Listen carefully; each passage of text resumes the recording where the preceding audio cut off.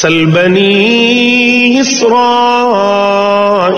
کم آتیناہم من آیت بینہ ومن یبدل نعمت اللہ من بعد ما جاءتہ فإن اللہ شدید العقاب۔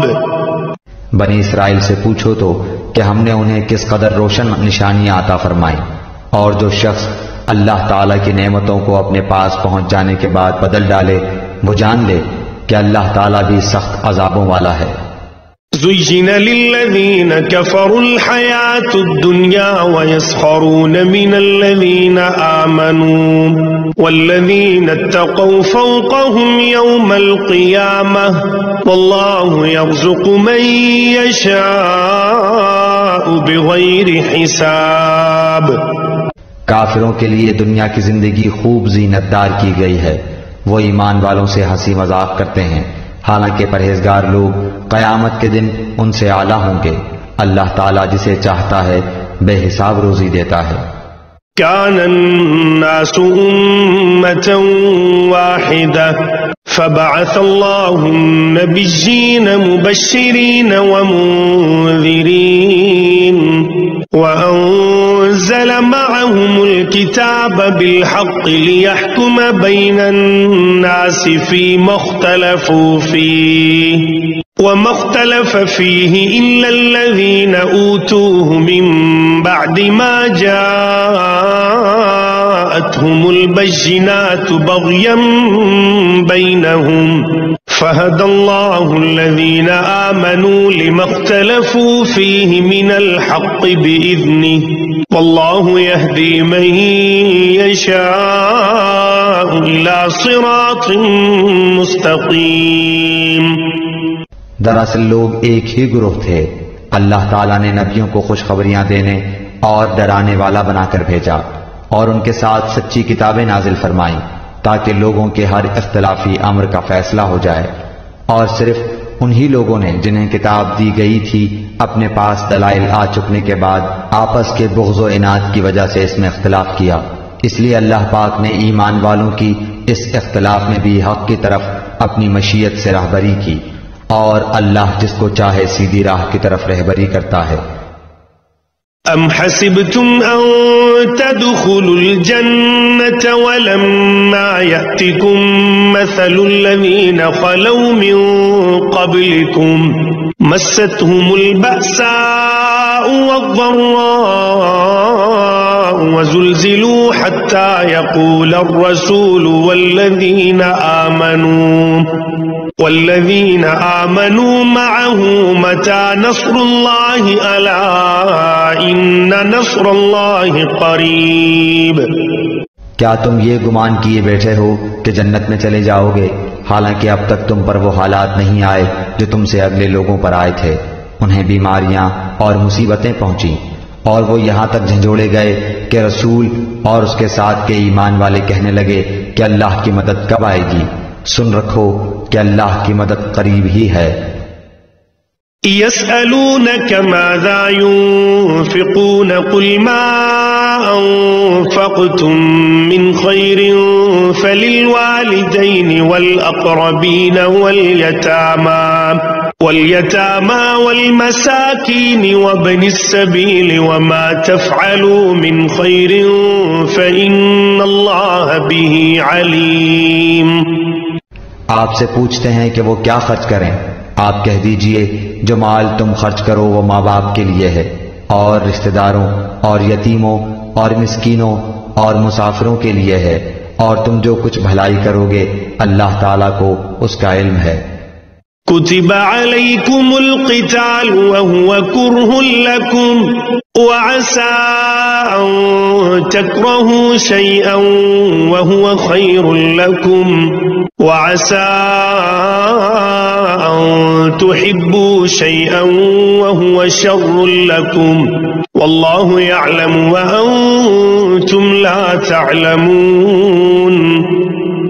تم پر جہاد فرض کیا گیا گو وہ تمہیں دشوار معلوم ہو، ممکن ہے کہ تم کسی چیز کو بری جانو اور دراصل وہی تمہارے لیے بھلی ہو، اور یہ بھی ممکن ہے کہ تم کسی چیز کو اچھی سمجھو حالانکہ وہ تمہارے لیے بری ہو۔ حقیقی علم اللہ ہی کو ہے، تم محض بے خبر ہو۔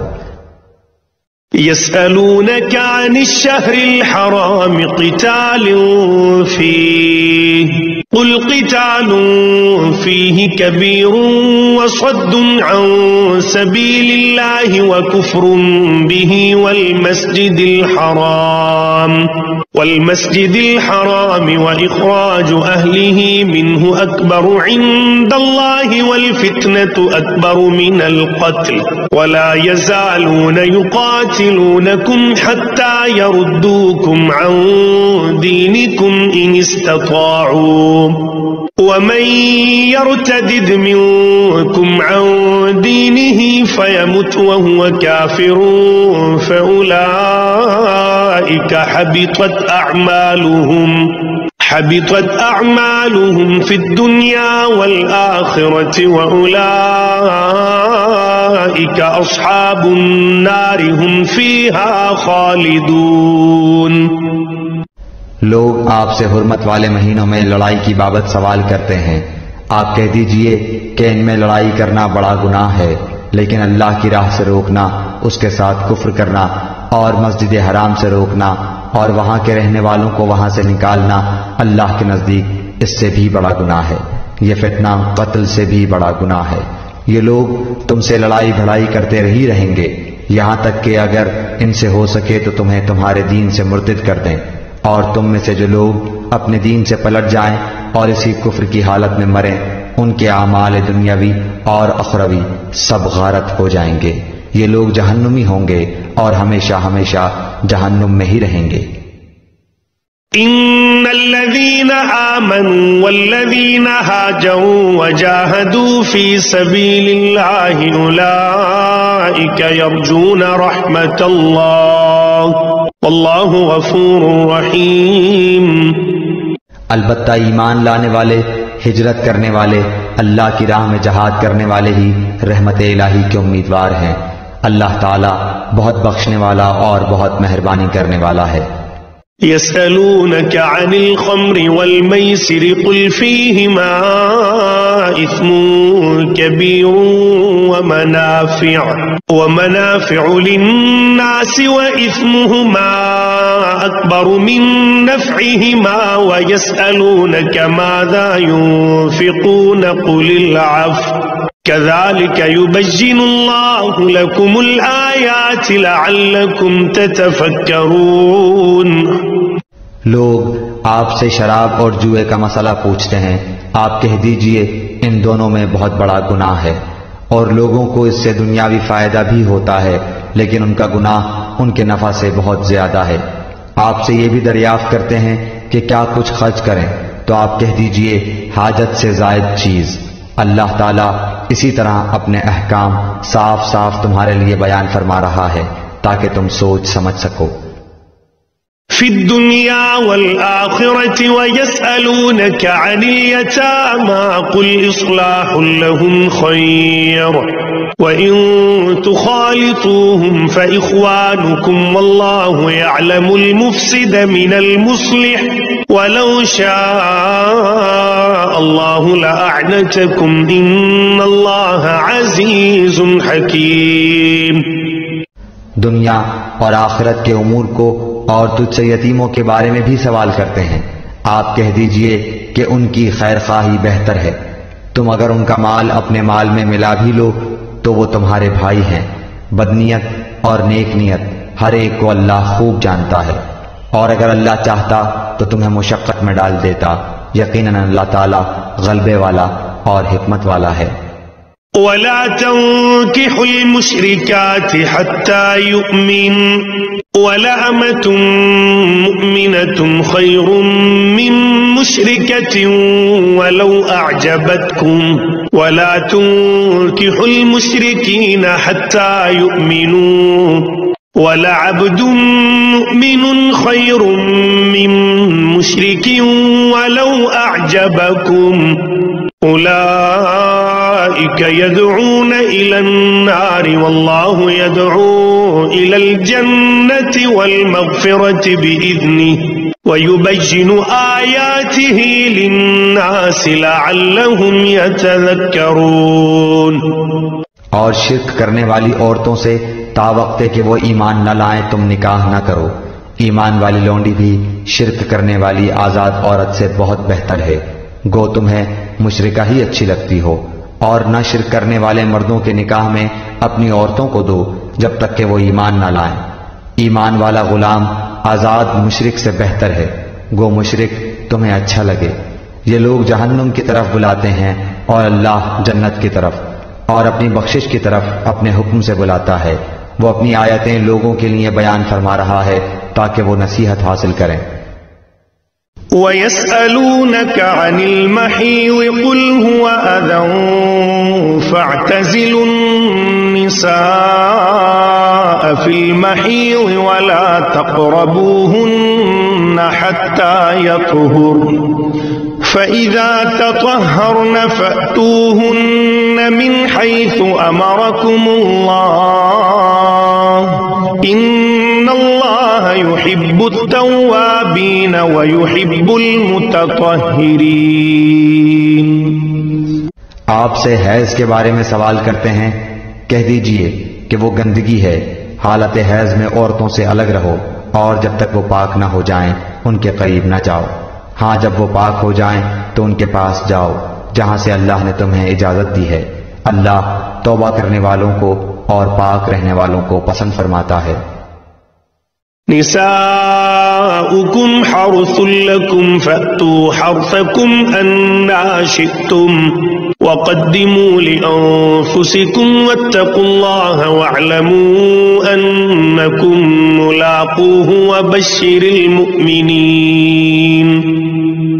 تمہاری بیویاں تمہاری کھیتیاں ہیں، اپنی کھیتیوں میں جس طرح چاہو آؤ، اور اپنے لیے نیک اعمال آگے بھیجو، اور اللہ تعالیٰ سے ڈرتے رہا کرو، اور جان رکھو کہ تم اس سے ملنے والے ہو، اور ایمان والوں کو خوشخبری سنا دیجیے۔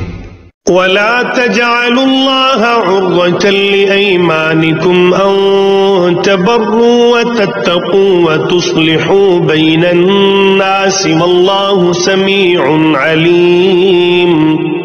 اور اللہ تعالیٰ کو اپنی قسموں کا اس طرح نشانہ نہ بناؤ کہ بھلائی اور پرہیزگاری اور لوگوں کے درمیان کی اصلاح کو چھوڑ بیٹھو، اور اللہ تعالیٰ سننے والا جاننے والا ہے۔ لا يؤاخذكم الله باللغو في أيمانكم ولكن يؤاخذكم بما كسبت قلوبكم والله غفور حليم۔ اللہ تعالیٰ تمہیں تمہاری ان قسموں پر نہ پکڑے گا جو پختہ نہ ہو، ہاں اس کی پکڑ اس چیز پر ہے جو تمہارے دلوں کا فعل ہو۔ اللہ تعالیٰ بخشنے والا اور بردبار ہے۔ للذین یؤلون من نسائهم تربص 4 أشهر فإن فاءوا فإن اللہ غفور رحیم۔ جو لوگ اپنی بیویوں سے تعلق نہ رکھنے کی قسمیں کھائیں ان کے لیے 4 مہینے کی مدت ہے، پھر اگر وہ لوٹ آئیں تو اللہ تعالیٰ بھی بخشنے والا مہربان ہے۔ وَإِنْ عَزَمُوا الطَّلَاقَ فَإِنَّ اللَّهَ سَمِيعٌ عَلِيمٌ۔ اور اگر طلاق کا ہی قصد کر لیں تو اللہ تعالیٰ سننے والا جاننے والا ہے۔ وَالْمُطَلَّقَاتُ يَتَرَبَّصْنَ بِأَنفُسِهِنَّ 3 قُرُوءٍ وَلَا يَحِلُّ لَهُنَّ أَن يَكْتُمْنَ مَا خَلَقَ اللَّهُ فِي أَرْحَامِهِنَّ إِن كُنَّ يُؤْمِنَّ بِاللَّهِ وَالْيَوْمِ الْآخِرِ وَبُعُولَتُهُنَّ أَحَقُّ بِرَدِّهِنَّ فِي ذَلِكَ إِنْ أَرَادُوا إِصْلَاحًا وَلَهُنَّ مِثْلُ الَّذِي عَلَيْهِنَّ بِالْمَعْرُوفِ وَلِلرِّجَالِ عَلَيْهِنَّ دَرَجَةٌ وَاللَّهُ عَزِيزٌ حَكِيمٌ۔ طلاق والی عورتیں اپنے آپ کو 3 حیض تک روکے رکھیں، انہیں حلال نہیں کہ اللہ نے ان کے رحم میں جو پیدا کیا ہو اسے چھپائیں، اگر انہیں اللہ تعالیٰ پر اور قیامت کے دن پر ایمان ہو، ان کے خاوند اس مدت میں انہیں لوٹا لینے کے پورے حقدار ہیں اگر ان کا ارادہ اصلاح کا ہو، اور عورتوں کے بھی ویسے ہی حق ہیں جیسے ان مردوں کے ہیں، اچھائی کے ساتھ۔ ہاں، مردوں کو عورتوں پر فضیلت ہے، اور اللہ تعالی غالب ہے، حکمت والا ہے۔